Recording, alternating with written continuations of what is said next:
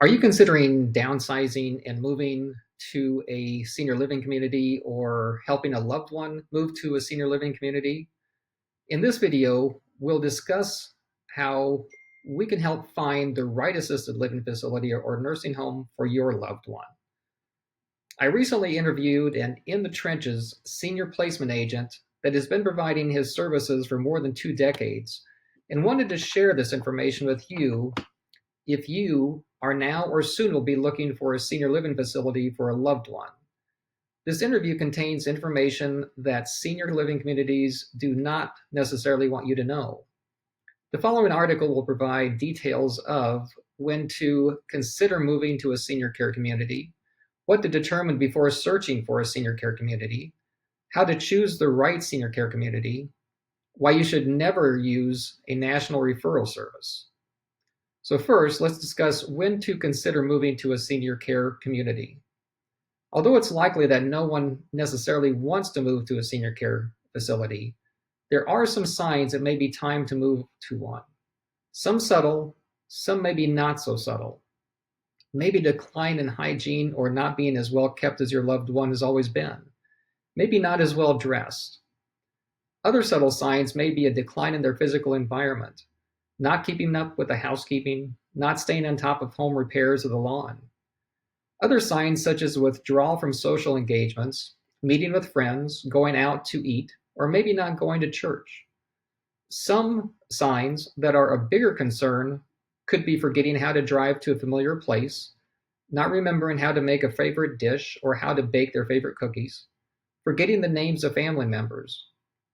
At some point, some of these things should trigger a conversation with family members. The primary item is if there is a safety issue involved. If it's just not safe to live in their house anymore, leaving the stovetop burner on is a real common example. Wandering away from home and not finding their way back, or maybe driving away from home and not finding their way back. Malnutrition, dehydration, and just not eating properly are other issues. Unsanitary living conditions due to neglect, falling and becoming injured at home, frequent hospitalizations, not taking medications properly, and falling victim to elder abuse are other examples of safety issues that need to be watched. A secondary item is when the caregiver's health and well-being are in decline. Here, we're talking about the person's mental health, emotional health, spiritual health, and physical health.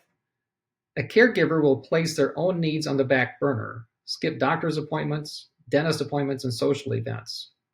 A caregiver puts everything to the side to be able to care for a person they love so much. And unfortunately, it's very stressful to the caregiver. They stop taking care of themselves and make the situation even worse. A situation like this needs to trigger a conversation. When this happens, a move to a senior care facility needs to be considered. A third item is when the cost of in-home care becomes too expensive. If the need for in-home care services elevates to 24-hour care, it just may not be affordable for very long. Lastly, if you just can't provide enough care, why not consider changing your role from being the hands-on caregiver to being the care manager? Then you can transition your role into a more traditional role of the loving spouse, son, daughter, or grandchild like you were, and just manage the care. You can make sure that your loved one gets everything they need. Sometimes a person can do more for a person they're caring for by being the care manager versus trying to do everything themselves and being completely overwhelmed. Next, we'll discuss the transition to a senior care community. Once you have made a choice for a senior community for your loved one, you need to be accepted into the community. The community representative will need to conduct an assessment to ensure that you are the right fit for their community. They will want information from a recent doctor's visit. They will want to know your health history, physical information, as well as nursing notes and therapy notes if applicable. If they have a financial application, they may need copies of the applicable financial documents. And you will want to have your legal house in order. They will want copies of a power of attorney as well as a living will. You will want a power of attorney for healthcare, finance, a living will, which will express your wishes in advance of the time to make those decisions. You will also want to determine how much space you will have so that you can plan on the furnishings you can move with you. You'll want to decorate your space to make it your own and feel like home. Finding the right senior community can provide a much better life. Next, let's talk about what to determine before searching for a senior care facility. There are some things to determine before even starting a search for a senior care facility, which can be an overwhelming task if a person has no experience with this subject. It's usually a situation that demands your immediate attention to get mom, dad, or other loved one into more care than what you're able to provide. First, what level of care does your loved one need? Long-term care is the highest level of care.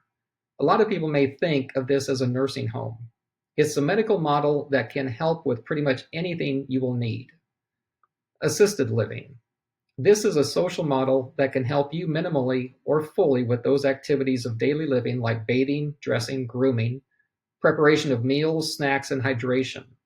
They can help with medications, and there's a full slate of activities for social engagement. What type of care is needed? Does your loved one need general care or just everyday care and support? Do they need memory care, which is a specialized type of care for someone with cognitive issues such as Alzheimer's or dementia? This could be stroke-related or Parkinson's-related. In general, there is some sort of cognitive issue that requires this special type of care.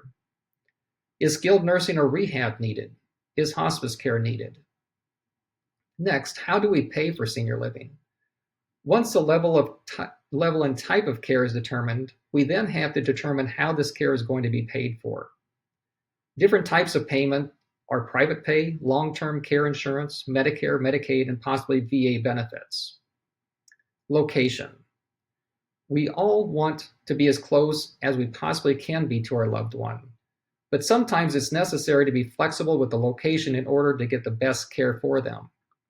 Once you are able to determine these items, you can then focus your visits to determine which senior community is best for your loved one and not waste your time. For more information about when to consider a move to a senior living community, you can get our free guide, The Secrets of Finding the Right Senior Community, by contacting us. Either call us at toll-free 855-291-5005 or just go to homedownsizing-solutions.com and contact us at that link. And in other videos, we will discuss how to choose the right senior care community and other topics or other items with this topic. So again, go to homedownsizing-solutions.com or call us toll-free 855-291-5005. Thank you.